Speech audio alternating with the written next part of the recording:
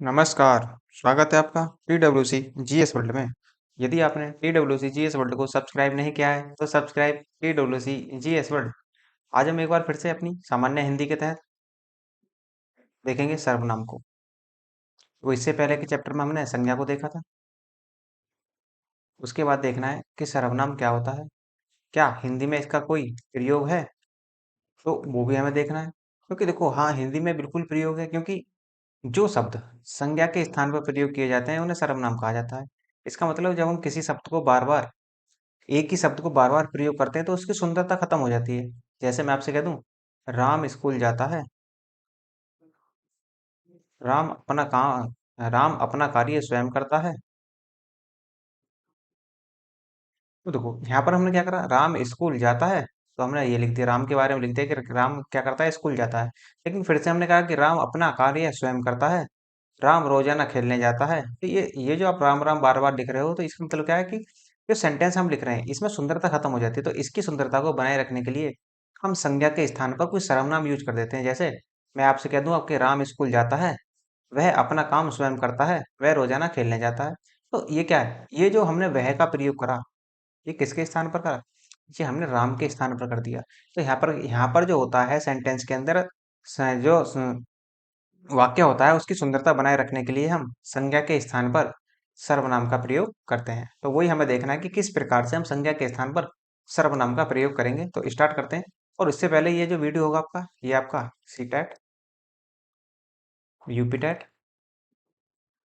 UP triple SC के जितने भी एग्जाम होते हैं, और यूपी पीसीएल, और जितने भी अदर वेरियस एग्जाम होंगे, सबके लिए यूजफुल होगा। तो स्टार्ट करते हैं हम अपना सर्वनाम को। अब देखो, सर्वनाम होता क्या है, पहले तो ये देख लेते हैं। तो सर्वनाम जो होता है वो संज्ञा के स्थान पर प्रयुक्त होने वाले शब्द को ही हम सर्वनाम कहते हैं। मेन पॉइंट तो यही है कि जब भी हम किसी के भी या कोई भी संज्ञा हो हमारे पास, चाहे वो भाववाचक संज्ञा हो, जातिवाचक संज्ञा हो, समूहवाचक संज्ञा हो, एनीथिंग, कोई भी संज्ञा हो, जब भी हम उसके स्थान पर कोई सर्वनाम यूज करते हैं तो वो हमारा जो बनता है, वो हमारा सर्वनाम ही बनता है। जब हम कोई अन्य वाक्य उसके स्थान पर यूज कर देते हैं संज्ञा के स्थान पर। तो सर्वनाम होते कितने, वो मेन तरीके से देखा जाए तो सर्वनाम के 11 भेद होते हैं। ये ध्यान रखेंगे कौन कौन से, देखो, जैसे मैं, तू, आप, यह, वह, जो, सो, कोई, कुछ, कौन, क्या, ये जो है ये आपके 11 के 11 सवाल होते हैं। अच्छा, 11 के 11 भेद होते हैं सर्वनाम के। लेकिन ये ध्यान रखना कि प्रयोग के आधार पर सर्वनाम के 6 ही भेद होते हैं। ये मोस्ट इंपोर्टेंट है दोनों पॉइंट। देखो, यदि आप सर्वनाम में कुछ रखो या ना रखो याद, लेकिन दोनों पॉइंट जरूर याद रखना कि सर्वनाम के भेद 11 है, और प्रयोग के आधार पर सर्वनाम के 6 भेद होते हैं।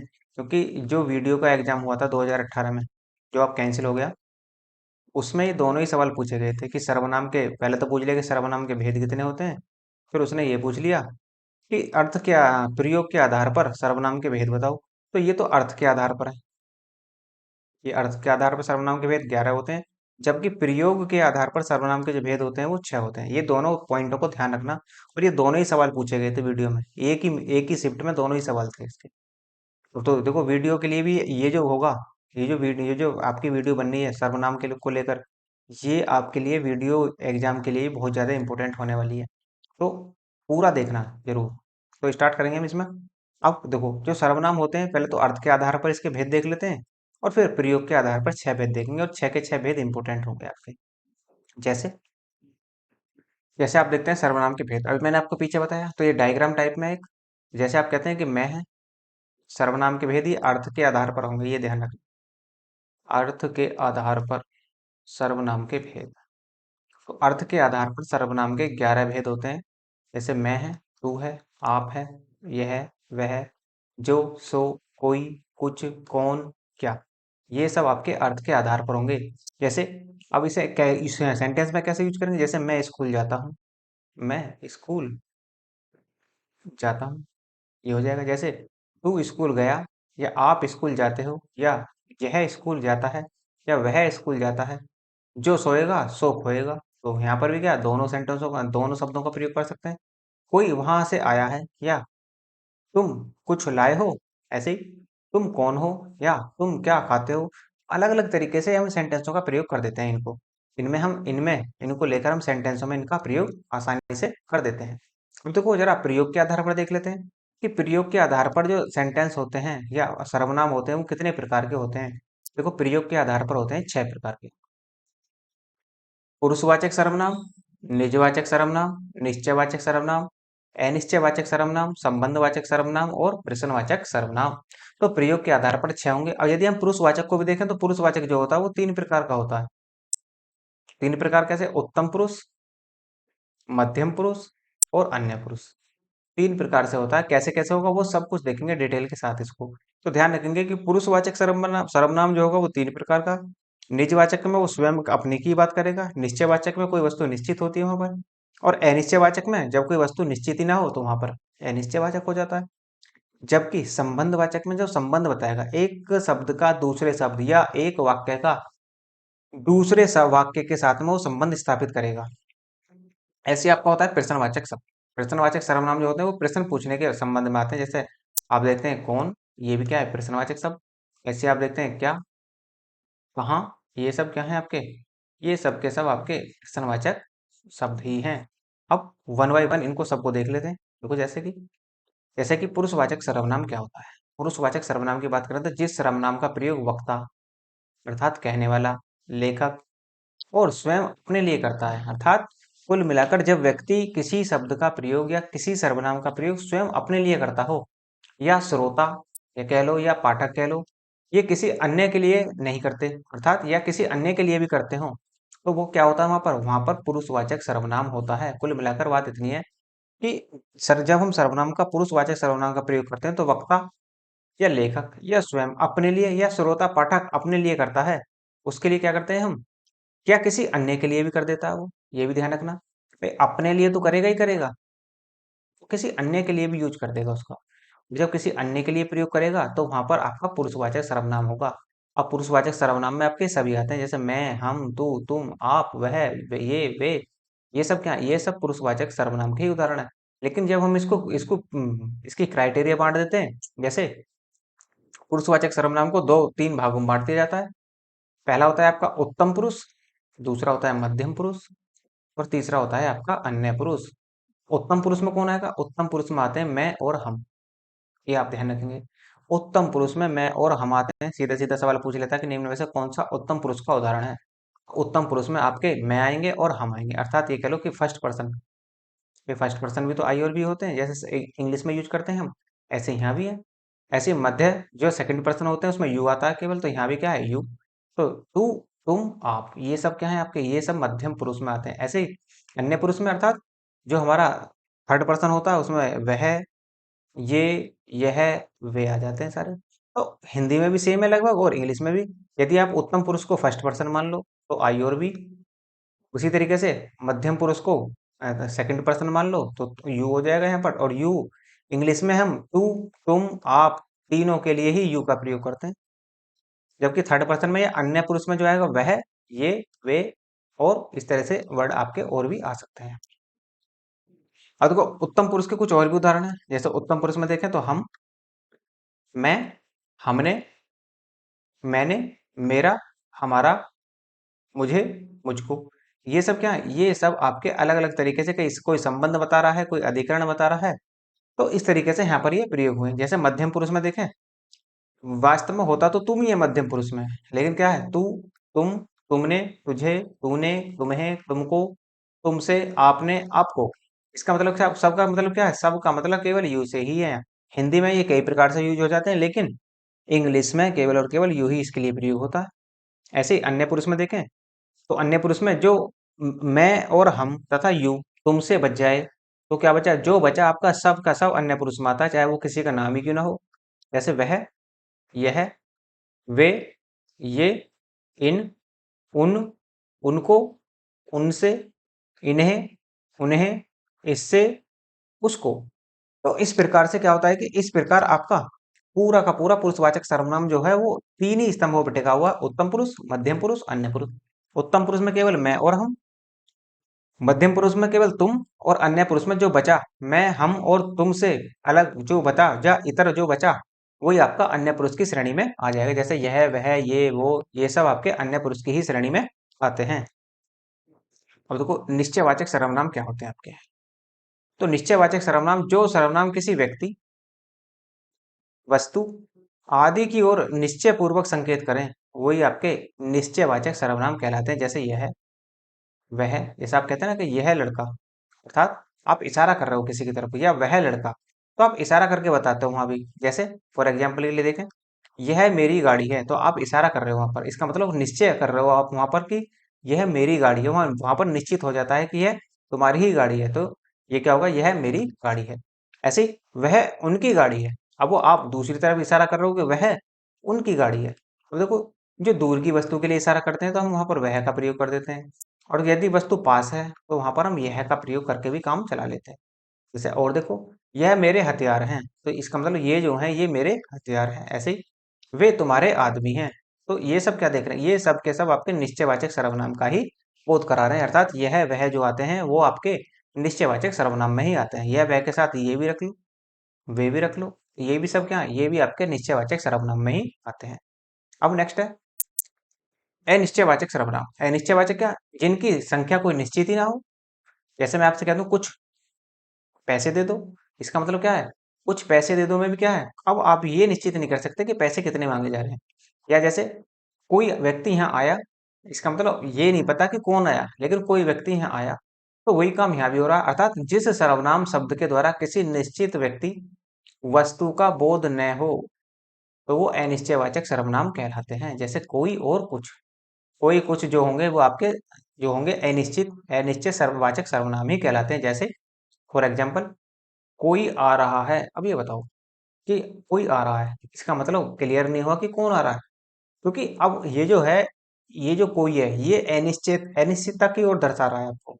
इसलिए आप ये कह सकते, ये नहीं कह सकते, श्योर नहीं कह सकते कि कौन आ रहा है, तो लेकिन ये जरूर है कि कोई आ रहा है।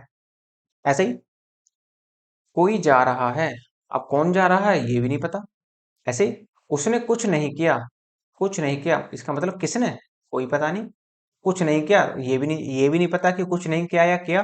तो यहाँ पर बिल्कुल भी श्योरिटी नहीं होती, और यहाँ कहीं भी श्योरिटी नहीं होती, वहीं पर अनिश्चयवाचक सर्वनाम होता है। जैसे उसने कुछ नहीं लिया, तो यहाँ भी क्या, कुछ जो है यहाँ भी आप डिसाइड नहीं कर सकते कि क्या लिया क्या नहीं लिया। तो इस प्रकार से आपका अनिश्चयवाचक सर्वनाम यहाँ पर कहलाता है ये। तो प्रश्नवाचक सर्वनाम कैसे होते हैं, प्रश्नवाचक सर्वनाम हमेशा प्रश्न पूछने के काम ही आते हैं। जैसे तुम कहाँ जा रहे हो, राम कब आएगा, श्याम क्या खाता है, ये सब क्या है, ये सब आपके प्रश्नवाचक सर्वनाम ही होते हैं। जैसे सर्वनाम संज्ञा शब्दों के स्थान पर तो आते ही हैं, किंतु वाक्य को प्रश्नवाचक भी बनाते हैं। अर्थात ये वाला, ये जो होता है प्रश्नवाचक चिन्ह, ये लगता है, जैसे यहाँ लगा हुआ है, इसमें लगा हुआ है, इसमें लगा हुआ है। जैसे आप कहें कौन आता है, कौन ये प्रश्नवाचक शब्द है, और ये संकेत भी है, प्रश्नवाचक संकेत। ऐसे ही कौन आया था, तो ये भी क्वेश्चन मार्क लगा हुआ है यहाँ पर, प्रश्नवाचक चिन्ह लगा हुआ है, तो ये भी आपका प्रश्नवाचक होगा सर्वनाम। ऐसे ही वह क्या कर रहा है, तो वह जो है, वह क्या है, एक कोई व्यक्ति है।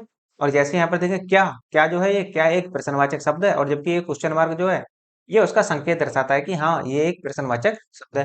कुल मिलाकर जहां भी प्रश्न पूछने का काम किया जाता हो, वो आपके सब के सब प्रश्नवाचक सर्वनाम की श्रेणी में ही आते हैं। नेक्स्ट, संबंधवाचक। संबंधवाचक आपका सर्वनाम होंगे।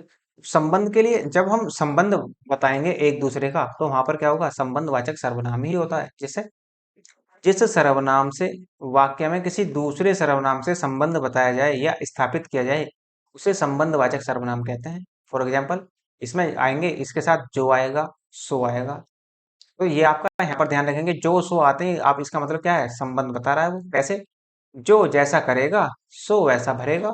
इसका मतलब देखो, संबंध किसने बताया, जो और सो ये संबंध बताने का काम करते हैं। अर्थात जो जैसा करेगा वो सो वैसा भरेगा। ऐसे अगला, जो आया है सो जाएगा, इसका मतलब संबंध बताने का काम कर रहा है कि जो आया है वो जो जाएगा ही जाएगा, इसलिए जो आया है सो जाएगा। नेक्स्ट, एक होता है आपका निजवाचक सर्वनाम। तो निजवाचक सर्वनाम में, निजवाचक सर्वनाम का रूप आप है, अर्थात आपके लिए प्रयोग होता है ये हमेशा, आप मतलब तुम। लेकिन पुरुषवाचक के आप से बिल्कुल अलग है, ये ध्यान रखना। जो पुरुषवाचक में आप शब्द का यूज होता है वो उसके लिए उससे बिल्कुल अलग है। ये आप स्वयं के लिए यूज करोगे इसको निजवाचक में। यह कर्ता का बोधक है लेकिन स्वयं काम नहीं करता। पुरुषवाचक आप बहुवचन में आदर के लिए प्रयोग किया जाता है। ये आप ध्यान रखना मोटे तौर पर। जैसे मैं आप वहीं से आया हूं, इसका मतलब मैं भी और आप भी वहीं से आए हैं, ये है वहीं से आए हैं, ऐसे लिख लेना इसको, वहीं से आए हैं। मैं आप वही कार्य कर रहे हैं, अर्थात मैं और आप दोनों वही कार्य कर रहे हैं, वो ये कहना चाह रहा है आपसे। इसका मतलब निजवाचक जो है वो अपने आप, जब आप दिखाई देंगे वहां पर तभी वो आपका निजवाचक बनेगा, वरना तो वो क्या बन जाएगा, पुरुषवाचक सर्वनाम बन जाएगा। ये ध्यान रखना थोड़ा सा। जैसे इसका प्रयोग दूसरे व्यक्ति के निराकरण के लिए भी होता है। जैसे उन्होंने मुझे रहने को कहा और आप चलते बने, तो यहाँ भी क्या है, आप चलते बने, तो इसका मतलब ये यहाँ पर निराकरण की बात कर रहा है वो। ऐसे ही वह औरों को नहीं अपने को सुधार रहा है, जो यहाँ पर है अपने को अर्थात स्वयं को या आपको, अपने आप को सुधार रहा है, ऐसे लिख लो इसको, अपने आप को सुधार रहा है। तो यहाँ पर दो तरीके से इसका प्रयोग हो जाता है, निजवाचक सर्वनाम में भी और आपका निराकरण के रूप में भी इसका प्रयोग हम कर लेते हैं। नेक्स्ट कुछ नोट है देखो। पुरुषवाचक शब्द में जहां केवल आप शब्द का प्रयोग श्रोता के लिए होता है, जैसे आप सभी कैसे हो, तो ये क्या है, ये एक पुरुषवाचक सर्वनाम है। जहां आप शब्द का प्रयोग केवल अपने लिए किया जाए, जैसे मैं यह कार्य अपने आप ही कर लूंगा, इसका मतलब देखो यहाँ पर क्या है, ये निजवाचक का काम है। इसका मतलब ये कह रहा है कि मैं यह कार्य अपने आप ही कर लूंगा, इसका मतलब निज, निजी का मतलब वो स्वयं के लिए कह रहा है। जहां स्वयं के लिए कहता है तो वहां पर निजवाचक सर्वनाम होता है, और जहां किसी और दूसरे के लिए कह दे, आप सभी कैसे हो, जो आप यहाँ पर दूसरे के लिए कह रहे हो, तो ये आपका पुरुषवाचक श्रेणी में आएगा, तो पुरुषवाचक की श्रेणी में बनेगा आपका पुरुषवाचक ये।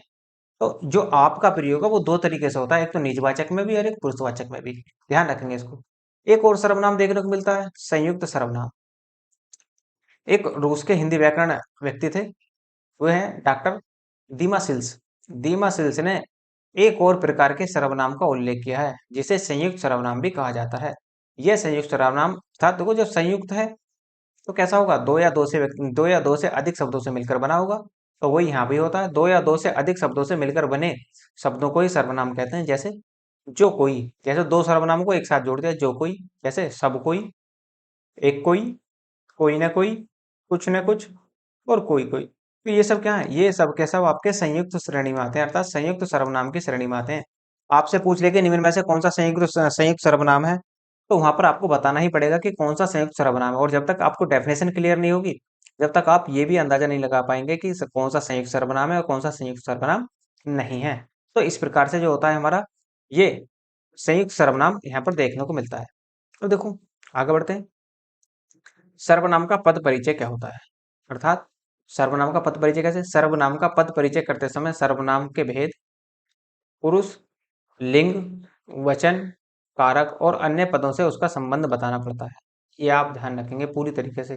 अर्थात जब सर्वनाम का पद परिचय देंगे तो आप उसके सर्वनाम का भेद के बारे में बताएंगे, उसको पुरुष के बारे में बताएंगे, लिंग के बारे में बताएंगे, वचन, कारक और अन्य पदों से जो संबंध होगा उसके बारे में सब कुछ बताएंगे। जैसे वह अपना काम करता है, जैसे कौन, वह क्या है, पुरुष अपना काम करता है, तो ये क्या है, अब वो अपना काम करता है, वो संबंध भी बताने का काम कर रहा है कि काम कैसा करता है, वो स्वयं का ही अपना ही काम करता है। तो इस प्रकार से पद परिचय इसका स्थापित होता है। जैसे कुछ और देख सकते हैं, जैसे मैं कह दूं कि मैं सर्वनाम है एक, इसमें कर्ता कौन होगा, तो मैं एक कर्ता होगा और मैंने भी एक कर्ता होगा। ऐसे कर्म क्या होगा, मुझको, और दूसरा क्या हो जाएगा, मुझे, कारण क्या होगा, मुझसे, संप्रदान क्या बनेगा इसमें, मुझको, मुझे, मेरे लिए, इस तरह से इसमें संप्रदान बनेगा। अपादान क्या होगा, अपादान का मतलब अलग कर देना, मुझसे। ऐसे ही संबंध क्या बनेगा, मेरा, मेरी, ये संबंध बनेंगे इसमें। जैसे मैं आपसे कह दूं हम सर्वनाम में देखें तो कर्ता क्या है, हम भी है और हमने भी एक सर्वनाम है, कर्ता है। जैसे कर्म क्या होगा इसका, यदि आप हमको, हमको जब हम कर्म में कर्ता में बदलेंगे तो हम ही रहेगा, लेकिन जब हमको आप कर्म में बदलेंगे तो ये क्या हो जाएगा, हमको हो जाएगा या हमें हो जाएगा। ऐसे ही जब इसका करण देखेंगे तो ये हमसे हो जाएगा। ध्यान रखना कारक यहाँ पर प्रयोग होंगे, और कारकों को मैं आपको जो समास वाला चैप्टर है उसमें मैं पढ़ा चुका हूँ आपको, कि तत्पुरुष समास में हमने कारकों का सारा प्रयोग देखा था, तो वहीं पर आपको मैंने कारक वहां भी बताए हैं। तो संप्रदान क्या होगा इसमें, जैसे हमको, हमें, हमारे लिए। ऐसे ही अपादान होगा इसमें हमसे। ऐसे ही संबंध क्या होगा, हमारा, हमारी, हमारे। जैसे तुम सर्वनाम है, इसका कर्ता क्या होगा? वो भी तुम ही होगा, अर्थात जो सर्वनाम है कर्ता भी वही होता है ज्यादातर। तुमने, ऐसे कर्म क्या होगा? तुमको, कारण होगा तुमसे, संप्रदान होगा तुमको या तुम्हें, उपादान यहाँ से तुमसे, और यहाँ पर बनेगा वो बनेगा तुम्हारा, तुम्हारी और तुम्हारे। तो अगला है आपका वह। वह में जो कर्ता बनेगा वो वह ही बनेगा या उसने भी बन जाएगा। ऐसे ही कर्म बनेगा उसको, उसे, उससे, उसको, उसे, उसके लिए। ऐसे उससे और उसका, उसकी, उसके लिए। अब देखो, यदि मैं आपसे कहूं कि हमारे कारक होते हैं, जैसे आप देखते हैं ना कर्ता ने, ऐसे यहाँ पर देखो, तो कर्ता में जो आएगा ना वो मैं में सर्वनाम में आप ने लगा दो, जैसे यहाँ पे देख रहे हैं मैंने। ऐसे ही हम में हमने, ऐसे ही तुम तुमने। तो यहाँ पर क्या देख रहे हैं? ये कर्ता ने, कर्ता ने कर्म को करण से। तो ये जो कंडीशन बनती है कारक में, ये सब यहीं पर दिखाई जा रही है। जैसे कर्ता ने कर्म को, कर्म है, तो अब आप देखो कर्ता में आप को जोड़ दो, जैसे मैं मुझे, तो क्या लगा दो? मुझको। ऐसे ही हमको, को आ गया यहाँ पर, ऐसे ही तुमको, ऐसे ही उसको। ठीक है, तो इस तरीके से आप यहाँ पर देख सकते हैं। एक सेकंड में जरा सा रफ कर देता हूँ, और भी क्लियर होगा आपको अच्छे से।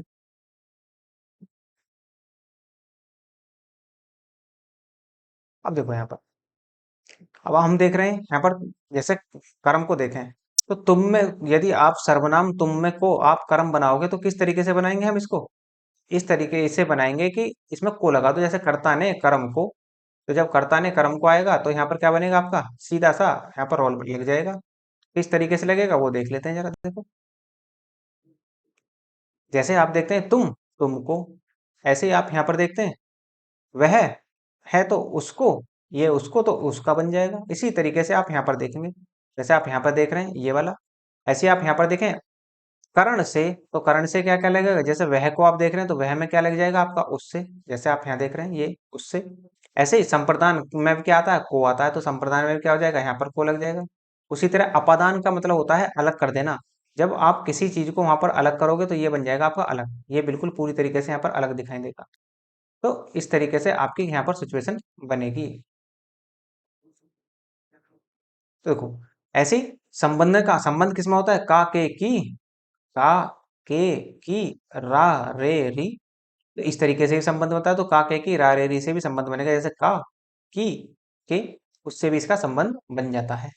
नेक्स्ट, अब देखो जो सर्वनाम होते हैं, एक दृष्टि में आप देख सकते हैं, जो मैंने पीछे बताया, अर्थ के आधार पर सर्वनाम के 11 भेद, प्रयोग के आधार पर सर्वनाम के 6 भेद, और बस इन्हें याद रख लेना बस। बाकी सर्वनाम इससे बाहर नहीं जाएगा आपका। ठीक है, तो जैसे देखें, पुरुषवाचक सर्वनाम आपका 3 प्रकार का: उत्तम पुरुष, मध्यम पुरुष, अन्य पुरुष। उत्तम पुरुष में मैं और हम या हम लोग आ जाएंगे। उसी तरीके से मध्यम पुरुष में तू, तुम आप हो जाएंगे। अन्य पुरुष में ये, यह, वे हो जाएंगे सारे। ऐसे ही निश्चयवाचक में आपको यहाँ पर निश्चित रहेगा, जैसे यह कार मेरी है, ये लड़के यहाँ खेलते हैं, वह दौड़ता है। इसका मतलब निकटवर्ती के लिए यह और यह का प्रयोग करते हैं, जबकि दूरवर्ती के लिए हम वह का प्रयोग कर लेते हैं। उसी तरीके से अनिश्चयवाचक सर्वनाम में क्या होगा? जहां पर कोई निश्चित ही ना हो, तो प्राणी के लिए यदि हमें प्राणी का बोधक कराना है तो वहां पर कोई का प्रयोग करेंगे, और जहां पर वस्तु का बोध कराना है वहां पर उसका हम कुछ का प्रयोग करते हैं। जैसे वहां कुछ सेब रखे हैं, ऐसे ही कोई व्यक्ति यहाँ आ रहा है, तो इसका मतलब क्या है? ये प्राणी बोधक है और ये आपका वस्तु बोधक है। संबंध बताएंगे तो जो सो से बताएंगे, जो जैसा बोएगा सो काटेगा। इसका मतलब क्या है? ये दोनों संबंध बताते हैं एक दूसरे से। ऐसे ही प्रश्नवाचक होते हैं। प्रश्नवाचक में जैसे यदि प्राणी का बोध कराना है तो कौन का प्रयोग कर देते हैं, और यदि वस्तु का बोध कराना है तो क्या का प्रयोग कर देते हैं। और निजवाचक सर्वनाम जो होता है वो आपके लिए प्रयोग होता है। बस इतना आपको ध्यान रखना है यहाँ पर, और आपका चैप्टर हो जाता है ये फिनिश। अब यदि आपको लगता है कि लेक्चर अच्छा है और रिवीजन के लिए इसकी पीडीएफ होनी चाहिए, तो आप या तो टेलीग्राम ज्वाइन कर लो या फिर व्हाट्सअप ज्वाइन कर लो, दोनों का लिंक डिस्क्रिप्शन में दिया हुआ है। और यदि आपको हिंदी की कंप्लीट पीडीएफ चाहिए तो उसके लिए आप मुझे मेल कर दीजिए, तो मैं आपको मेल के माध्यम से वहाँ पर हिंदी की कंप्लीट पीडीएफ सेंड कर दूँ। इस प्रकार आपका रिवीजन भी अच्छा खासा हो जाएगा, और आपके पास एक कंप्लीट नोट्स होंगे, ताकि एग्जाम से पहले उन्हें फटाफट रिवीजन भी आप कर सकते हैं। और यदि आपको लेक्चर अच्छा लगा हो तो लाइक कीजिए, शेयर कीजिए, सब्सक्राइब करना ना भूलें। धन्यवाद।